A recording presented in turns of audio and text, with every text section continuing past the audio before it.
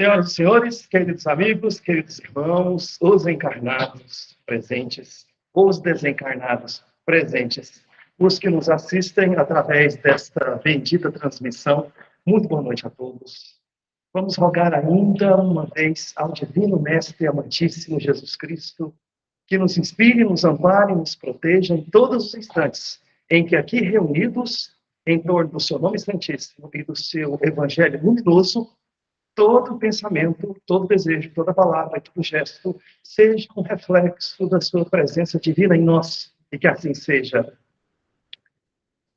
Do Evangelho de São Tomé, Logion número 25, disse o Senhor Jesus: ama teu próximo como a tua própria alma, e cuida dele como cuidas da pupila dos teus olhos. Nós dizemos que nós somos criados por Deus. Em linguagem simples, isso é aceitável. Em linguagem superior, não. Porque não há qualquer tipo de separação admissível, real, entre o pai e o filho, entre a criatura e o Criador, entre Deus e o homem. O homem é aquilo que ele é porque Deus quis que ele fosse. Não pode o homem viver vida estranha à vida de Deus. Qual seria a fonte desta outra vida? Quando nós dizemos que nós somos criados por Deus, nós estamos dizendo que Deus nos fez, nos largou aqui, permanece no seu plano transcendental, longínquo, e nós temos que nos virar. Comumente temos que suplicar socorro a Ele, e Ele estando longe, sendo Deus, sai correndo e vem aqui nos auxiliar. É uma espécie de separação subjetiva que se admite entre as partes. Por isso que a linguagem superior, o homem não foi criado por Deus. Ele é criado de Deus. O homem é aquilo que Deus é. E ele não pode ser nada diferente disso. Quando Deus manifestou-se no homem, quando Deus Pai, Criador, increado e eternamente Criador, criou seus filhos, nós dizemos que, de alguma forma, nós emanamos dele. E que, de alguma forma, nós somos aquilo que ele é, mas separados. Essa noção de separatividade tem a ver com a fase atual que nós atravessamos. É a fase dual, um momento evolutivo em que é possível errar. Daí a palavra pecado, que vem do latim peccatum, que significa desacerto, é um momento baseado, no mínimo, em duas polaridades para se auferir determinado tipo de conclusão. Para acertar, eu ainda preciso da medida do erro. A própria palavra pecado evoluiu do arco e flecha. O arco e flecha, como todos conhecem, é manuseado por um arqueiro equilibrado que projeta uma flecha na direção de um alvo perfeito. E esse alvo, que é o centro perfeito para o qual se dirige a seta, uma vez atirada, tem medidas de aproximação dele. Tanto é que ele tem várias circunferências. Se ele acertar um alvo perfeito, nós temos um acerto. Na medida em que a flecha encontra o alvo com centímetros de distância ou uma medida ainda maior, nós temos um desacerto, peccatum, em latim. Por isso que evoluiu para desacerto em linguagem teológica eclesiástica. Evoluiu para um conceito moral. A fase dual é, entretanto, só uma pequena etapa no tempo.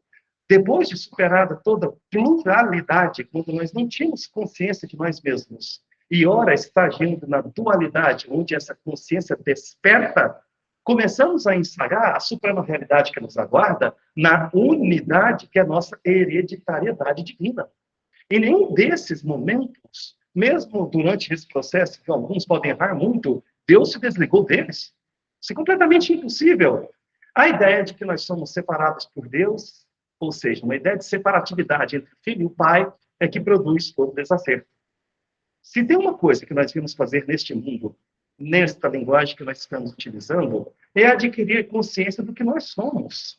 O espírito puríssimo do Mestre Jesus, através de quem falou Cristo cosmológico, tinha tanta consciência dessa realidade suprema que chegou a dizer em espírito e em verdade: eu e o Pai somos um. O que ele quis dizer?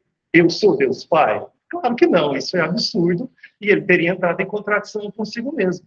Porque em tantas circunstâncias ele disse: Deus Pai é uma coisa, Deus Filho é outra. Mas o mestre, olhando para si mesmo, num estado de perfeita transparência espiritual, viu o que ele é. E o que ele é? O Deus que habita nele. Ele é filho de um pai generoso e cheio de amor, como ele próprio formatou na parábola do filho pródigo. Deus não tem plano de castigo, de punição ou de dor para os seus filhos. Não tem plano de doença, de perturbação ou de desequilíbrio. Isso é o homem que faz na fase dual. Entretanto, o mestre tinha tanta consciência do que ele era que proferiu esta máxima do seu cristicismo sublime. Eu e o Pai somos um. E o que ele queria dizer? Nós temos a mesmíssima natureza. Como é que ficamos nós, tão aquém evolutivamente do Divino Mestre? Nós, de encarnação em encarnação, nas asas da evolução, buscamos esta profunda compreensão. Mas a nossa realidade espiritual é a mesmíssima. Jesus é espírito cristificado, ou seja, crístico. Jesus Cristo não é nome. Cristo não é nome. É título, é adjetivo. O nome de Jesus não era Jesus Cristo. Esse título, Cristo, que significa ungido, é muito sabiamente, justamente atribuído à personalidade sublime do Jesus Nazareno que nós conhecemos. Mas se Jesus cristificou-se, habitando hoje uma dimensão suprema, e um plano de indizível felicidade, foi para nos lembrar que, potencialmente, somos igualmente cristificáveis. Não existe separação real entre Deus e os seus filhos, mas ele permite que nós concluamos assim, nesta fase curta de tentativa e erro. O que os Espíritos nos dizem no Evangelho segundo o Espiritismo sobre a destinação da Terra e nosso papel aqui? Vocês observem. Porque no ocultismo dessas palavras, nós temos toda a lei, toda a beleza, todo o evangelho. Eles dizem que a nossa estada num planeta como este nosso, que não é o pior, mas um dos mais atrasados na escala evolutiva para Deus, deve ser de curta duração. É como se eles dissessem, vocês são um ponto fora da curva. Como estão acostumados a errar muito, estão no planeta Terra. Mas não tem que ficar aí errando muito, mas tantas encarnações e tantas oportunidades desperdiçadas. Eles querem dizer o seguinte, aprenda logo, desperte logo, liberte-se rápido da ilusão da matéria. Eles sabem que isso não somente é possível como necessário. Se nós vamos permanecendo aqui e as encarnações vão se sucedendo, é por causa da nossa própria incúria. Entretanto, o Pai nunca faltou a nenhum dos seus filhos. A questão é que, no princípio do processo evolutivo, que os espíritos ou entidades venerandas dizem a Allan Kardec ser na condição subjetiva de simples ignorantes, haveríamos de adquirir, nos relacionando com o universo, e tudo que temos a oferecer, a única coisa que nos falta. Se é simples, não tem experiência. Se é ignorante, não tem conhecimento. Por que o universo, que significa o que foi derramado pelo mundo, está à nossa disposição? Porque ele cria, aí, com a letra I, as condições necessárias para que nós adquiramos conhecimento, talento e experiência de relação. Nessa fase, a má sugestão do corpo agregado ego, que produz tensão ou tentação, é que nos dá as más sugestões de separação entre o filho e o pai. Então, quem olha para o ego e passa a aceitar a sua doutrina, que é uma proposta de materialidade e de vida efêmera, baseada só em trivialidades, passa a aceitar a doutrina que ele propõe. A palavra doutrina em português está no sufixo ismo. Espiritismo é doutrina dos espíritos, egoísmo é doutrina do ego. O ego produz atenção ou tentação. O ego só sugere que nos é inconveniente do ponto de vista espiritual. O ego não produz os tesouros da libertação espiritual, mas tão somente o cativeiro da vida existencial, material, grosseira, efêmera. O ego produz as ilusões. Fervoroso ele próprio, o devoto do reino de Mamon, ou de Beelzebub, que significa o senhor das moscas, o senhor do lixo, dependendo da linguagem que se utiliza.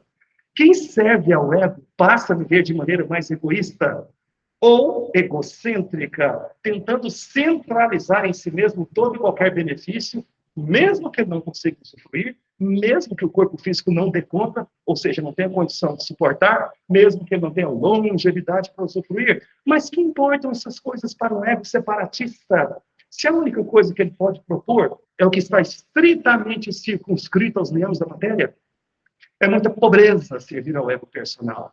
É porque a mente não se expandiu, a consciência não foi iluminada. E vem um divino mestre dizer para todos nós, sendo ele perfeitamente realizado num reino que ele diz não ser deste mundo, que nós precisamos nos libertar de todo e qualquer claustro material, como espíritos livres, para ingressar no reino que ele o tempo todo citava, mostrando ser ele um cidadão genuíno e autêntico desse reino de perfeição espiritual.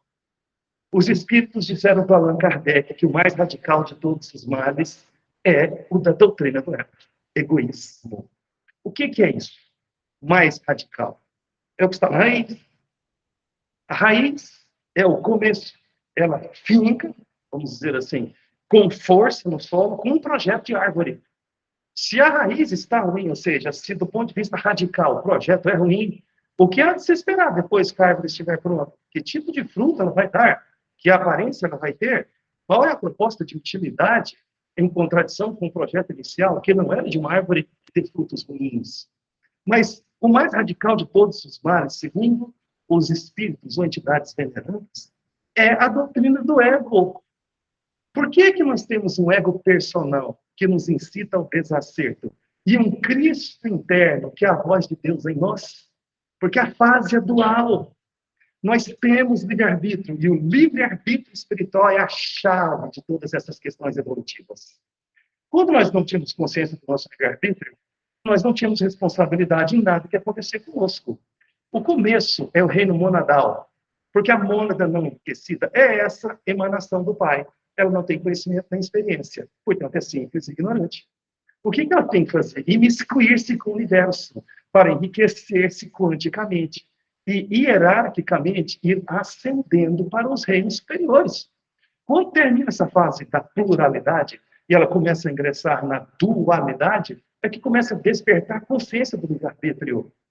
Deus não faz nada morto. Poderia Deus manifestar alguma coisa morta? Alguma coisa imperfeita? Alguma coisa mal feita? Faltando pedaços? Deus nunca faz isso. O que Deus faz é uma coisa só. E o que Deus faz é manifestar Ele mesmo.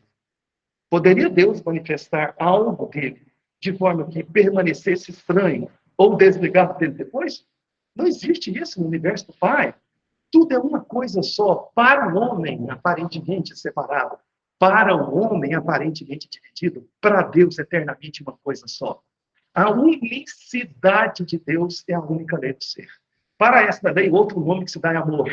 E é por isso que este é o maior mandamento, porque a rigor é o único. Observemos como é que funciona o homem nesse planeta. Ele quer fazer escolhas dizendo, esse ou aquele é objeto do meu amor e merece o melhor do meu coração. Esse não. Esse não merece. Com relação a isso, construi um muro gigantesco para mantê-lo do lado de lá. E não percebe ele que, por causa da unicidade do Pai, tanto nele quanto naquele que ele odeia, o que ele tenta separar e jogar para longe quer ultrapassar o mundo e conviver com ele. Ao passo que aqueles que ele quer trazer, permanecer único, exclusivamente com ele, quer saltar o muro e passar para o lado de fora. Porque não funciona assim o universo de Deus. Não funciona em escolher uns em detrimento de outros. Incluir um e escolher e excluir outro. Enquanto ele não conseguir entender que a grande esquemática é uma esquemática de fraternidade universal e cosmológica, e é por isso que Deus favorece a fraternidade, porque ela está no plano dele, ele vai tentar separar. E quando ele tentar separar, vai obedecer aos ditames do seu ego personal, que vai dizer para ele, esse merece, aquele não merece. E querendo ou não, sem perceber, ele está julgando. E o mestre disse, não julgueis. Vocês não têm condição de fazer um julgamento correto. E seria um peso insuportável nos próprios ombros. O Pai faz isso. Outra coisa curiosa, nós não temos que nos preocupar, por exemplo, até parece que não é assunto de hoje, mas é com relação ao dia que nós vamos nos desencarnar. O que tem no dia da desencarnação? Não tem problema nenhum. Quantas vezes nós já fizemos isso? Tantas e tantas e tantas vezes. Mas há espíritas que têm medo de espíritos. Há espíritos que têm medo de desencarnar e voltar para o plano dos espíritos. Como uma espécie de delinquente que, tendo passado algumas décadas na instituição dos reeducandos, tem muito medo quando acaba a pena e ele tem que voltar para a sociedade. A sociedade parece tão estranha, tão desenvolvida, tão cheia de recursos mirabolantes. Será que eu vou conseguir me adaptar? Será que essa sociedade vai me aceitar? Nós não temos que nos preocupar com o dia da nossa desencarnação. Deus cuida disso. E é como se ele dissesse, não é para você ficar com um peso desse tamanho nas costas, senão você não resolve a problemática do seu desacerto, da sua consciência de separatividade. E o que eu quero é que você aprenda qual é a minha lei. Para isso, você precisa das experiências que foram formatadas didaticamente, de forma a atender suas necessidades evolutivas do momento. É por isso que a encarnação nos foi dada. É por isso que viemos parar num planeta de provas e expiações.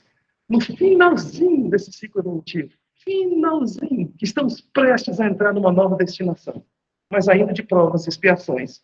É por isso que estamos habitando um corpo hominal, tridimensional, baseado em carbono. Essas limitações são as mais apropriadas para o que nós temos que aprender agora. Observemos a natureza. A nossa cidade não é subdividida em regiões, bairros, setores, quarteirões e casas. Quando nós olhamos para a nossa casa, nós dizemos uma unidade, uma família, um agrupamento nuclear. Se nós observarmos de um ponto de vista um pouquinho mais elevado, é um quarteirão. Já não é mais uma casa. Um quarteirão, que engloba várias casas, mas passou a ser uma unidade diferente. E assim com relação ao setor e à cidade. E assim com relação ao Estado e ao país. Assim com relação ao continente. E assim com relação ao planeta. Quando nós olhamos para o oceano, nós sabemos, uma gota começou com tudo isso aqui. E ela brotou na fonte. E ela alimentou um riacho, que alimentou um rio. E o rio desviou-se de todos os seus desafios ou dificuldades para que ele pudesse cumprir com seu papel, desembocar no oceano. Se nós olharmos na intimidade do oceano, são infinitas gotas aglomeradas, mas de um ponto de vista planetário, não é o universo uma só gota. Semelhantemente, a humanidade é um só homem. E o homem, com todos os seus oceanos e planetas, forma uma unidade completa para Deus. A unicidade de Deus, portanto, a consciência de unidade, é a única lei do ser. Esse é o maior mandamento. Quando nós entendemos isso, não queremos mais separar. Quando nós entendemos o grande plano que nos favorece, que é o de enriquecimento espiritual pelo Evangelho de Jesus Cristo, nós não nos interessamos mais pelos reinos da terra. Nós só damos para essas valorações, pois que não são valor, são valorações, a importância devida. E eu descubro que não é interessante eu viver como se nunca fosse desencarnar. Não é interessante, em inobservância ou em vigilância, eu abusar do meu corpo físico e acabar com a minha saúde para acumular dinheiro. De forma que, perdida a saúde mais adiante, eu tenho que gastar todo o dinheiro para tentar recuperar a saúde do corpo físico, que não volta mais. E eu começo a perceber que verdadeira riqueza é outra coisa. Não é o que o mundo pode dar, o mundo é feito de matéria, ele é um proporcionador de ilusões. Ela é necessária? É, porque na medida dual, é a experiência da ilusão que vai despertar o seu interesse pela coisa real e verdadeira. A ilusão precisa ser esgotada para que eu tenha conhecimento da realidade. É por isso que a horizontalidade da existência aponta para a verticalidade da essência. Por isso que as coisas que não foram feitas para durar na matéria me fazem lembrar da minha vocação de eternidade pelo Deus Pai que habita em mim. Não existe essa conversa de Deus e homem, ou homem e Deus. Ou é Deus homem, ou é homem Deus. Porque para Deus é uma coisa só. O amor é a lei de Deus. Viveis para que aprendais a amar. Amais para que aprendais a viver. Nenhuma outra lição é exigida do homem. Como é que se aprende a amar? Vivendo. Como é que se aprende a viver? Amando. É uma espécie filosófica de reciprocidade absoluta. Tudo que nós fazemos é para nós potencializarmos felicidade. E cada um tem uma ideia do que seja isso. Mas ninguém quer ser feliz para fazer outra coisa ou para ser outra coisa. É o final. Não é um final como meta evolutiva, mas é um final com objetivo evolutivo. Eu quero ser feliz. E quando eu ser feliz, está tudo certo, tudo resolvido. Mas, como é que eu potencializo felicidade? Tentando me separar de Deus, que é a própria realidade espiritual do meu próprio ser. É Deus, é o sentido, o valor. É a única coisa que merece realmente a nossa atenção, nossa dedicação. Quando eu entendo Deus e começo a participar dessa coisa maravilhosa que Ele estabeleceu, e que no Espiritismo nós damos um monte de evolução, nós começamos a reconhecer a sua imanência, que é a sua viva presença eterna em tudo e em todos. E quando eu entendo o que é Deus, até onde me é possível, que o Pai é incognoscível, não pode ser conhecido. Ou seja, não cabe na mente, isso é outra coisa. Mas quando eu entendo o que é Deus, como é que eu posso agredir o Deus que está nos meus irmãos? Como é que eu posso agredir Deus da natureza? Porque é Deus que sustenta a coesão inteligente de todas as moléculas. Sem a presença dele, se Deus deixasse de pensar naquilo que nós chamamos de universo, esse universo desabaria como se ele nunca tivesse existido. Não fosse a viva presença de Deus nos seus filhos, como é que nós poderíamos ser o que nós somos? Ninguém vive vida diferente da vida de Deus. Deus é a viva presença em tudo. O homem é que nesse planeta concluiu errado. Ele pensa, então, que são várias leis. Será que Deus estabelece várias leis? Daí essa própria máxima, o primeiro mandamento, ou o mandamento maior, nos dá a entender de que há vários mandamentos? Vários mandamentos, sim. Várias leis, não. É apenas um jogo de palavras. Nós sabemos que no Livro dos Espíritos há uma divisão didática, lei de trabalho, lei de destruição, lei de amor e caridade. É a organização didática do mestre Allan Kardec. Isso é linguagem física, existencial, também metafísica, dependendo da interpretação, mas não mística. Porque a mística do Pai, a suprema sabedoria do Cristo em Jesus, aponta para uma única lei. Perguntaram para o mestre. Aliás, o que estava acontecendo? Né? Um doutor da lei, vamos dizer assim, funcionário da igreja de Israel, um teólogo da sinagoga, pulou na frente de Jesus querendo tentá-lo ou prová-lo. Observem, os fariseus não estavam interessados em aprender nada com Jesus. Jesus não era inimigo dos fariseus. Jesus era amigo de todos. E todos eram amigos de Jesus, exceção dos fariseus, que se colocavam como inimigos de Jesus. Ele queria ver se Jesus falava uma besteira, como se fosse possível. Espírito cristificado, que bebe direto na fonte, vai transmitir impureza. Observe a ignorância deles. Não tinha a menor ideia do que estavam fazendo.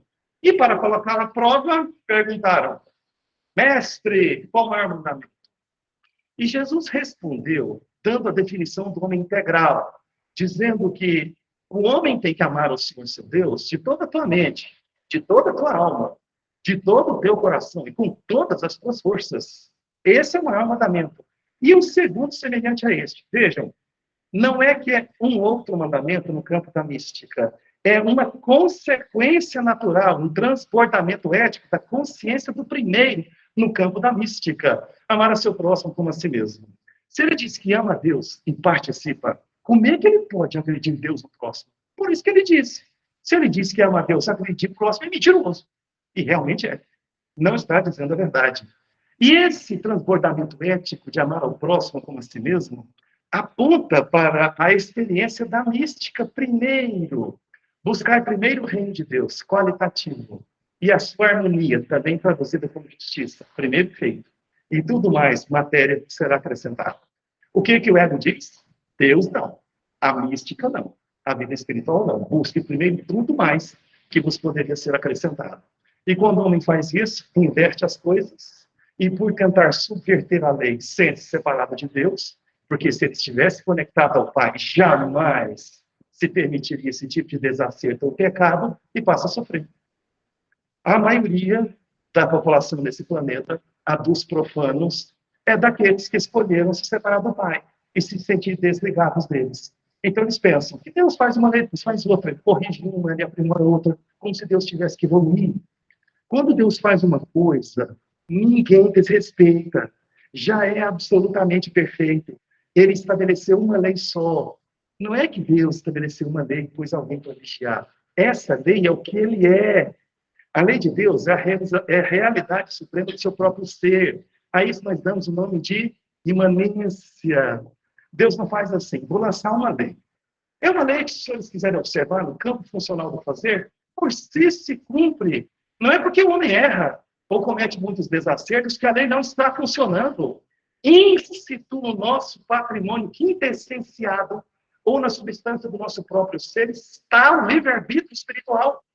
E o livre-arbítrio espiritual que Deus nos deu não é brincadeira. Ele deu mesmo. Ele deu para valer. Ele deu 100%. Deus faz uma coisa só, de toda eternidade para toda eternidade, uma coisa só. Sempre foi assim, sempre vai ser, nunca vai mudar. O que é que Deus faz? Ele manifesta Ele mesmo. Por isso que o homem é criado de Deus e não por Deus. A maioria pensa que há mais de uma lei, mas isso é completamente impossível. Viveis para que aprendais a amar. Amais para que aprendais a viver. Viveis para que aprendais a amar. A experiência da vida te aponta para a consciência profunda da lei. Amais para que aprendais a viver. Viver é relacionar-se bem, em harmonia com tudo isso que está proposto. O plano de Deus para o universo é a evolução. A evolução é a atualização de nós mesmos. A consciência que nós adquirimos a respeito do nosso próprio ser espiritual. A linguagem que Deus estabeleceu para esse universo que nós conhecemos é o silêncio. Não tem uma máxima bíblica? Fica em silêncio e saiba que eu sou Deus. Eu não sei quanto tempo eu tenho, se eu puder me dizer. A harmonia que ele estabeleceu para esse universo é a paz.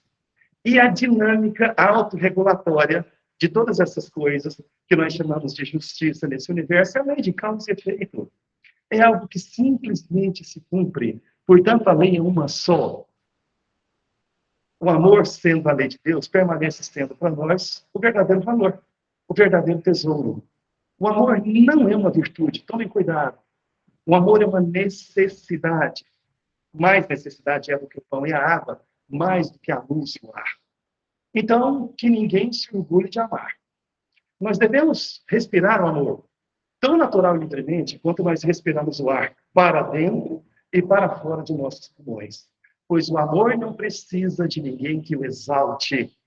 O amor exaltará o coração que ele julgar digno de si.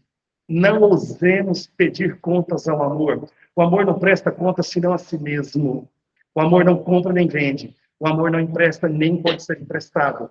Mas quando ele se dá, ele dá-se todo, inteiro. E quando toma, toma tudo. E o seu dar-se é tomar. Consequentemente, ele é assim. Hoje, amanhã e sempre. Assim como um poderoso rio que abastece o mar e que recebe a água que vem da fonte. Continua depois sendo reabastecido para poder manter o fluxo e o refluxo das águas. Devemos nós nos reabastecermos sempre de amor. E para isso nós temos que nos esvaziar constantemente de amor. Não é reter, porque a lagoa que retém o presente que o mar lhe dá torna-se uma lagoa de água estagnada. Não existem locais específicos para o amor. Não existem estações especiais para o amor. Todas as estações são estações do amor. Todos os locais são próprios para serem habitados pelo amor. Se o amor vos faz sofrer, é porque ainda não encontrastes o vosso próprio ser. Nem achastes ainda a chave de ouro do amor. Pois, se o que amais é um ser efêmero, vosso amor é efêmero. O amor que um homem sente por uma mulher não é amor. É algo muito diferente. O amor dos pais pelos filhos é tão somente o limiar do sagrado templo do amor.